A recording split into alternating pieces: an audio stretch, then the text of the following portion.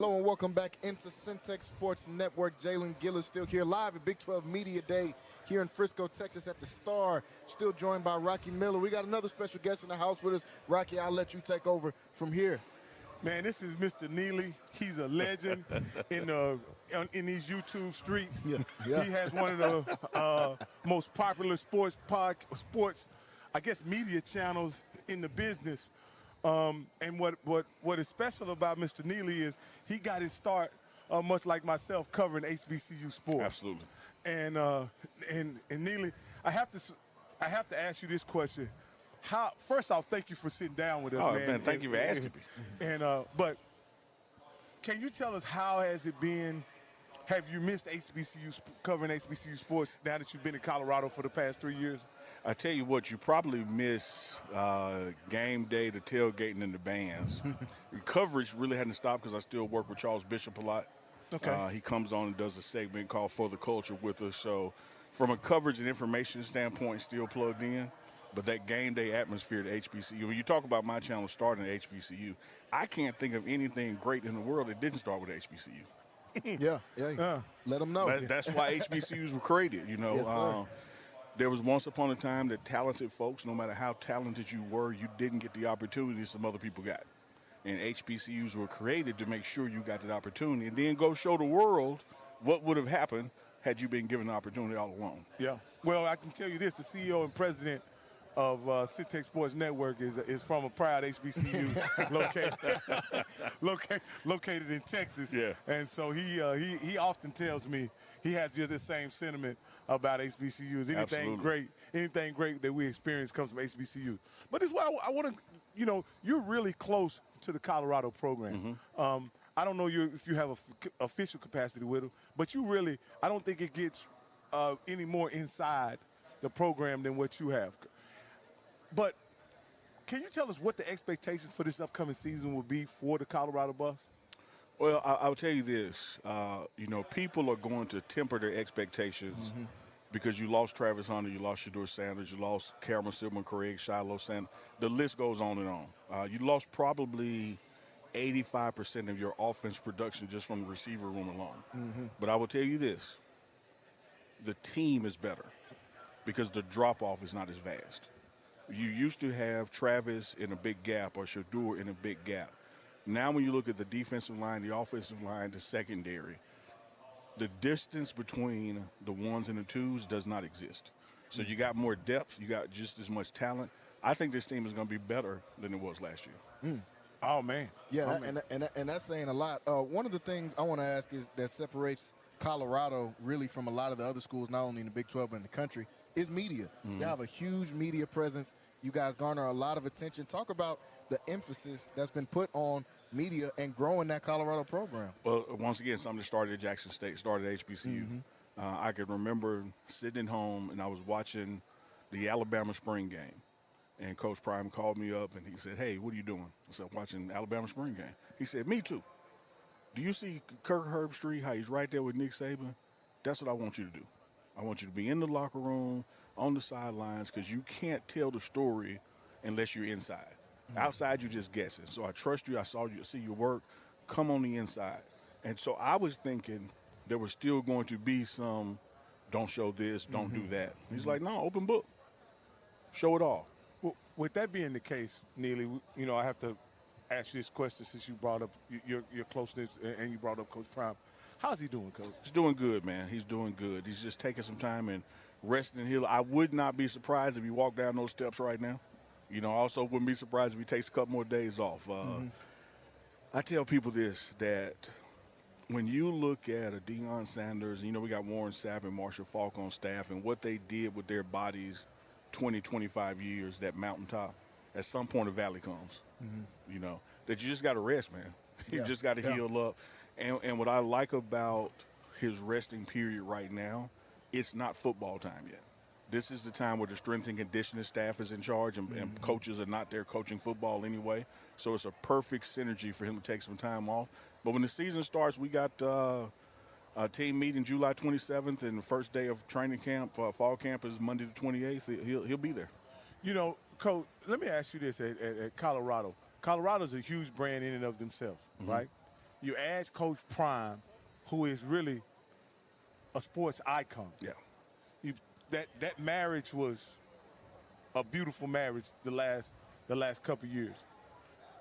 Can they keep up the pace that they've established with being that team with a target on their back, regardless of how successful the team is? They have that target on their back each and every week. How sustainable is that at the college level, using 18, 19, 20-year-olds, each week? Great question. I think you got to shift the focus. It's not the 18, 19, 20-year-olds. It's the 56, 57-year-old and Deion Sanders. People want to see it, man. Like this guy, I was talking to Troy Aikman about it, and Troy said, man, you got me, Prime, Irvin, Emmett, like all of us got rings, all of us Hall of Famers. I can walk in somewhere nobody not know me. But this guy has continued to not only reinvent himself, but accelerate himself since those days. He's more famous now than he was as a player. More people know Coach Prime Deion Sanders than they knew Prime Time, running touchdowns back, running PATs back. So it's INTs, I'm sorry, back. So it's one of those things that as long as that gravitational pull is there, people want to see it. Yeah. 25 games he's had at Colorado, 23 have been on TV. And that says a lot. Notre Dame didn't go the entire season with every game televised. Georgia didn't. He went a whole season with every game on TV. Coach Prime coming from Jackson State, I think that was almost a perfect proving ground for what Coach Prime brought to Power 5 football, Power 4, whatever they call it now. Great proving ground. When he initially left, I don't think he was appreciated the way that he should have. I agree with that. Should have been. Looking back now, this is the third season post-Prime. Jackson State has went on to be successful and won a Celebration Bowl. Do you think at any point Coach Prime can start getting the level of appreciation that he should for what he did? I'm not saying what he did for Jackson State, because I think it was a marriage where they benefited each other. But what he did at Jackson State is what I'm saying. What he was able to accomplish at Jackson State, will he be able to start get the appreciation from the people of Jackson and the HBCU community? I believe it will, and I believe it's already started. There's been some times he's had to come back to Jackson, and he's felt the love their restaurants. Shout out to Johnny T's on Fair Street, still has his table reserved with his name on it and a plaque of him up. So there is that appreciation there. I think one of the things that happened, there's so many times in the HBCU space, Coach Prime has said this time and time again, you either get terminated or elevated. And most of the times we get terminated. We don't have the experience of one of our coaches moving on. And so there was some bitterness in there because, hey, man, we don't do that. But when he did it, T.C. Taylor moved in, 2 SWAC championships, Celebration Bowl victory. You look around the country with others who've been able to take a job with the HBCU and move up, and then someone else fills that void. I think now as time has gone on, people now see it differently. You get hindsight is 20/20. When you were in the moment, there was some contention. But now, 3 years later, particularly with the success of Jackson State, the success of Colorado, that both people has flourished from this and after it, I think the wounds are healing, man. Hey, last question I want to ask you is this. Neely, you've been deeply involved in HBCU sports. Absolutely. I don't think there's a bigger media platform than the Colorado Buffaloes. You're deeply involved in that. Would you be willing to consult HBCUs to get what they have, which I think is the best media product in college sports, to consult with them to help them get and build what you built for Colorado? Abso-damn-lutely, if I can cuss on your program. Absolutely. Yeah. Man, welcome that. I have done some partnerships here and there, but nothing on a massive scale that I would like to do, because I really do believe that the blueprint is there, and I agree with you totally. The HBCU product, if not the best, is one of the best products out there. Yes. It just doesn't have the eyeballs because of history and regional content. You attach it to a bigger platform and get more eyes, a rising tide lifts all boats, man. Yeah. Like, I can't pump water in the lake and just my boat go up. Yours going to go up, too. Yeah. And so I think partnerships like that, whether it is with content creators out there, or as big corporations now start their own channels. They're doing it for a reason. Linear TV is going away. This is where it's at. Would love to do that.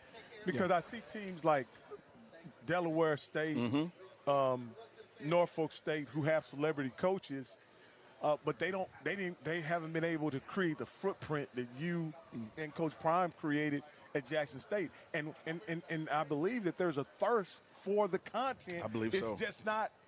It's not there.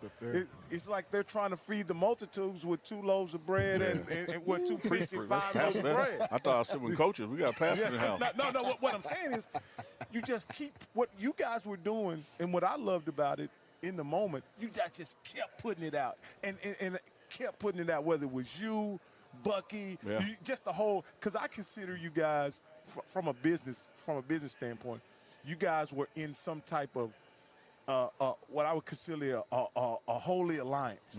You all were covering Jackson State, and you all were putting the best part of the culture out there to be consumed.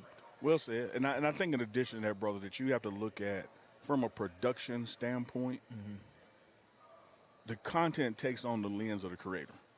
I'm in my 50s. My content is going to be slanted that way. Bucky is 30. His is going to be slanted that way. Darius is in his lower 20s. His is going to be slanted that way.